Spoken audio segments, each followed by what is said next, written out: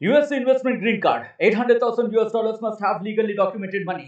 Exit period after 3 years. Shuda LP 6302946180. నాకు police వాళ్ళు అనుమతిస్తలేరు కాబట్టి ఒక బాధ్యత కలిగిన శాసనసభ్యునిగా నా నియోజకవర్గ శాంతి భద్రత దృశ్యాల ఇలా అవన్నీ ఆలోచన చేసి చాలా ఓపికగా ఉండి మా బీఆర్ఎస్ పార్టీ కార్యకర్తలు దాదాపు 10,000 మంది ఇలా ఊరూరు నుంచి బయలుదేరుతామని ఫోన్లు చేసిన నేను వీళ్ళు అరెస్ట్ చేసిన ఎవరిని కూడా తొందరపడొద్దు. మనం బాధ్యత కలిగే పొజిషన్ ఉన్నాం ఈ నియోజకవర్గంలో. మీరు ఎవరు రాకుండా నేను ఒక్కనే వస్తా అని చెప్పిన. నేను దయచేసి సీఏ గారిని కూడా నేను రిక్వెస్ట్ చేసిన, సీఏ గారు నేను ఒక్కనే పోతా, మీరు ఎవ్వరు అవసరం లేదు, మా కార్యకర్తలు ఎవ్వరు రారు, ఓన్లీ సింగిల్ పర్సన్ పై ప్రమాణం చేస్తా, దయచేసి నన్ను అలౌ చేయండి అని నేను సీఏ గారిని, ఏసీపీ గారిని, సిపి గారిని, ఏసీపీ గారిని, సీఏ గారిని, ఎస్ఐ గారిని అందరినీ రిక్వెస్ట్ చేస్తే లేదు శాంతి భద్రతల కింద మీరు బయటికి పంపలేము అని వాళ్ళు అంటే నేను వాళ్ళ మాట గౌరవిస్తా ఉన్నా, చట్టాన్ని గౌరవిస్తా ఉన్నా. ఇలా ఇదే గుడిగా భావించి ఇవాళ పోలీసుల సాక్షిగా యావత్ మీడియా సాక్షిగా ఇవాళ ఇక్కడనే స్నానం చేసి మన హనుమంతుని కొండగట్టు హనుమంతుని పట్టం తీసుకొని ఈయన్నే ప్రమాణం చేస్తా అని చెప్పి సందర్భంగా తెలియజేస్తూ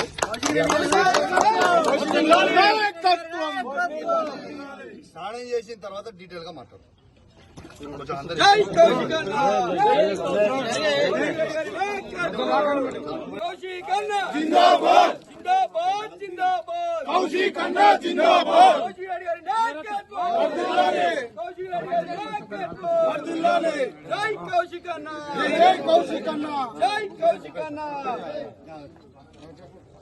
యావత్ మీడియా సాక్షిగా ఇలా తడి బట్టలతోని వెంకటేశ్వర స్వామి, తిరుపతి వెంకటేశ్వర స్వామి కండువ కప్పుకొని హనుమంతుని, కొండగట్టు హనుమంతుని విగ్రహం పటం చేతిలో పట్టుకొని ఇలా ప్రమాణం చేస్తా ఉన్నాను. పాడి కౌశిక్ రెడ్డి అనే నేను నా హుజరాబాద్ నియోజకవర్గంలో ఏ ఒక్క అవినీతి చెయ్యలేదని ఆ వెంకటేశ్వర స్వామి సాక్షిగా, హనుమంతుని సాక్షిగా, చెల్పూర్ హనుమాన్ స్వామి సాక్షిగా ప్రమాణం చేసి చెప్తా ఉన్నానని చెప్పి సందర్భంగా తెలియజేస్తాను.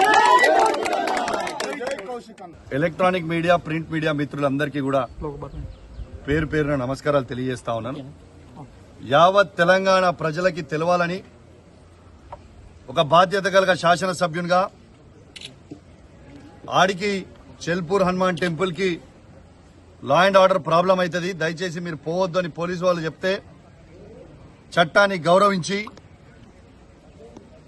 ఆడికి పోనీయకపోయినప్పటికీ నా ఇంట్లోనే వెంకటేశ్వర స్వామి, తిరుపతి వెంకటేశ్వర స్వామి కండువ కప్పుకొని హనుమంతుని పటం పట్టుకొని ఇలా మీ మీడియా సాక్షిగా తడి బట్టలతోని స్నానం చేసి నేను ఎటు విధంగా ఎక్కడ కూడా నేను అవినీతికి పాలు పడలేదు అని ఇలా స్వయంగా నిరూపించిన అని చెప్పి సందర్భంగా తెలియజేస్తా ఉన్నాను.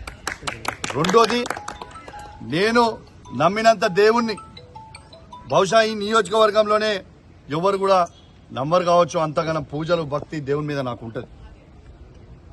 ఇలా నేను ఒక్కటే అడుగుతా ఉన్నాను పొన్నం ప్రభాకర్ గారిని, పొన్నం ప్రభాకర్ గారు, మీరు అధికారంలో ఉన్నారు, మీరు సవాల్ విసిరినరు, మీ సవాల్ని నేను స్వీకరించి పోదామనే టైంలో ఈ పోలీసు వాళ్ళని పెట్టి నన్ను ఎందుకు అడ్డుకుంటున్నారని నేను అడుగుతా ఉన్నాను.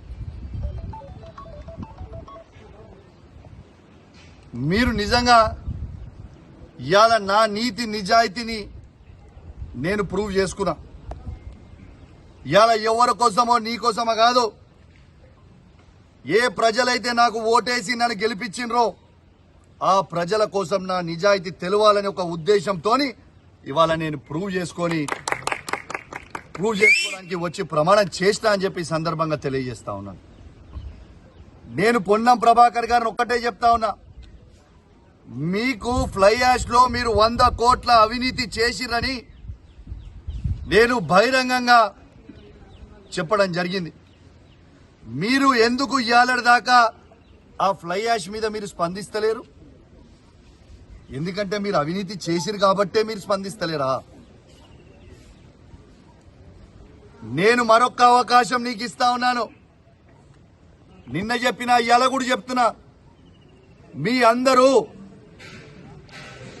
రేపు నువ్వు పబ్లిక్ అవసరం లేదు, కార్యకర్తలు అవసరం లేదు, నీ కార్యకర్తలు అవసరం లేదు, పబ్లిక్ నువ్వు ఒక్కనివిరా, నేను ఒక్కనే వస్తా. నువ్వేం పెద్ద సీనియర్ ఏం కాదు. నువ్వు ఫస్ట్ టైం ఎమ్మెల్యే, నేను ఫస్ట్ టైం ఎమ్మెల్యే.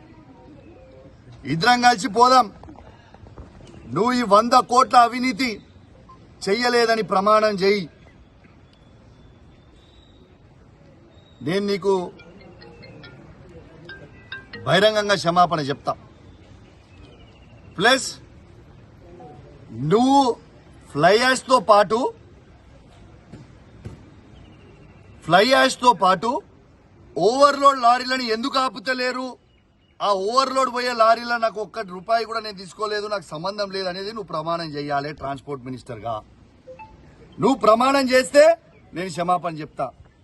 ఓవర్లోడ్ లారీలు పోతలేవు అని చెప్పే దమ్ము ధైర్యం నీకుందా? రెడ్ హ్యాండెడ్ గా నా దగ్గర ఉంది, నేను చూపిస్తా. కాబట్టి నేను దయచేసి రేపు కూడా పొన్నం ప్రభాకర్ గారు నాలాగా నేను ఎట్లయితే నా నిజాయితీ నిరూపించుకున్నా ఇవాళ, రేపు పొన్నం ప్రభాకర్ గారు వెంకటేశ్వర స్వామి సాక్షిగా రేపు వచ్చి ప్రమాణం చేస్తారని నేను అనుకుంటా ఉన్నాను. రేపు నేను మాత్రం ఖచ్చితంగా అపోలో టీటీడీ వెంకటేశ్వర స్వామి టెంపుల్ దగ్గరికి నేను ఖచ్చితంగా పోతాను. రేపాడ నీకోసం 11 గంటలకి వెయిట్ చేస్తాను. మీరు ఖచ్చితంగా వస్తారని ఆశిస్తా ఉన్నాను. ప్రభుత్వం మీదే, పోలీసు వాళ్ళతో నన్ను అరెస్ట్ చేపియొద్దు, మీరు కూడా అరెస్ట్ కావద్దు. మీరు ఎందుకంటే ప్రభుత్వం మీరే, మంత్రి మీరే, ఏం లొల్లి లేదు. మొత్తం సెక్యూరిటీ పెట్టు, అందరినీ సెక్యూరిటీ పెట్టుకొని మన ఇద్దరమే వయసొద్దాం. టెంపుల్ లోపలికి పూజారులు ఉంటారు, ఆడ వయసొద్దాం. తడి బట్టలు ఇద్దరం ఆడే గుడిలోనే స్నానం చేద్దాం, ఇద్దరం లోపలికి పోయి ప్రమాణం చేద్దామని తెలియజేస్తా ఉన్నాను. నేను సిపి గారిని ఇంకొకటి కూడా కోరుతా ఉన్నాను. పాపం పోలీసు వాళ్ళు ప్రజల భద్రత కోసం ఇలా సెక్యూరిటీ విధిస్తే సెక్యూరిటీ ఆడ చేసిరు, దీని లా అండ్ ఆర్డర్ ప్రాబ్లం అవుతుందని అంటే, ఇప్పుడే నేను ఒక వీడియో చూసిన సోషల్ మీడియాలో, ఒకసారి ఆ వీడియో చూడండి. జమ్మికుంట ఎస్ఐ రాజేష్ గారి మీదకి ఏ విధంగా కాంగ్రెస్ గుండాలు ఏ విధంగా ప్రవర్తిస్తున్నారో ఒక్కసారి మీరు చూడండి. నేను దయచేసి సిపి గారిని కోరుతా ఉన్నా, డీజీపీ గారిని కోరుతా ఉన్నాను, ఒక్కసారి మీరు చూడండి ఎస్ఐ గారి మీదకి ఎట్లా పడుతున్నారో. ఖచ్చితంగా కొట్టనికే పోతున్నారు ఎస్ఐని. నేను డీజీపీ గారిని, సిపి గారిని, ఐజీ గారిని కోరుతా ఉన్నా, వెంటనే వీళ్ళందరి మీద చర్యలు తీసుకొని రిమాండ్ చేయాలి, చట్టాన్ని గౌరవించాలి.